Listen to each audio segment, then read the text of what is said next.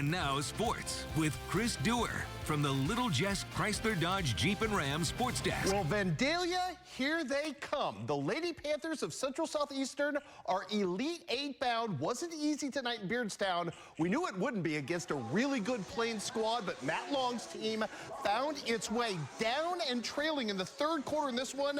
How about some Lauren Miller about to make things happen against Plains, and she got it going right here to pull her team within 2 with the long 3. Then Carly Peters with the 3 will put the Panthers up 28-27 at that juncture in the third. Parker Krim working the glass right there. The basket gives CSE a 32-29 lead at the end of the third, but the Cardinals would not go away.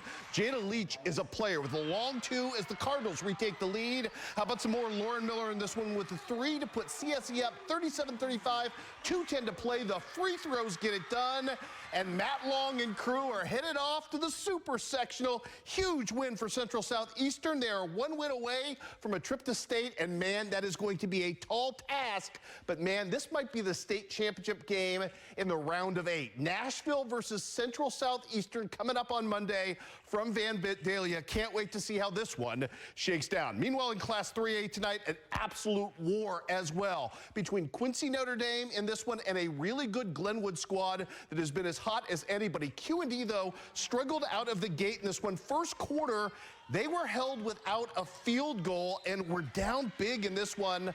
Ari Bueller, though, scores the first right here with one I should say, in the second quarter, getting her team going. Marie Eversman, the freshman, hits a 3 to cut the Titan lead to down to 3 before halftime. The Raiders were down 9 in the third, down 10 a lot in the first half. How about this? Bueller starts a 10-0 run with the layup. Then Jenna Durst, who was huge in this game, gives Q&D an actual 1-point lead in the third, their first of the game.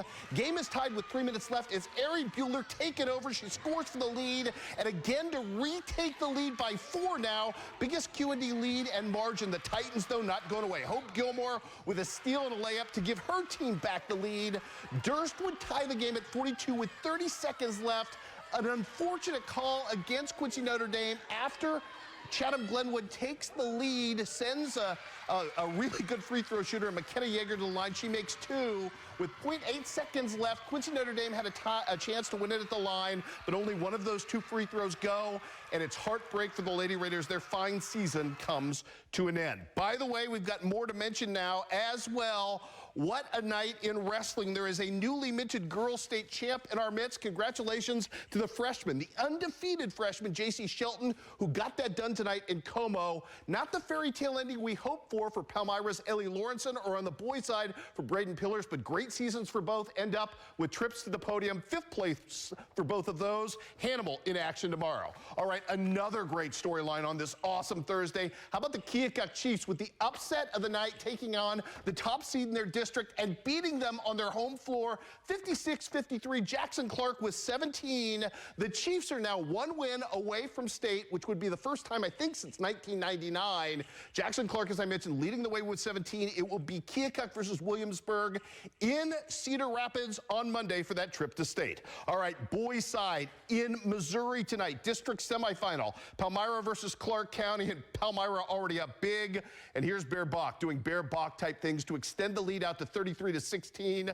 Big first quarter in this one for Hudson Bach. He had 5 triples in the first, picks up where he left off right there, knocking down yet another triple. And then it's Jeremiah Edwards doing some work in this one. Strong take for him on the run out. 2 more to come, and it was just attack after attack. How about some Ryan McKinney in this one, going to work as well. What a phenomenal finisher he is at the cup. You see it there. A little more to come in this one. Luke Shepard. Oh, right there. Beautiful take for him as well. Harrison Parker trying to bring Clark County back. Give the Indians credit. They never stopped fighting in this game. But Palmyra is a team of destiny. At least they look like it in the semifinals tonight. Blowout win for Brian Ray's crew in this one as they get the job done and advance to the district championship game on their home floor on Saturday. 58-25. Now, who would their opponent be? That was an absolute thrill fest tonight between Monroe City and South Shelby. We take you to those highlights now, and what fun we had in this contest.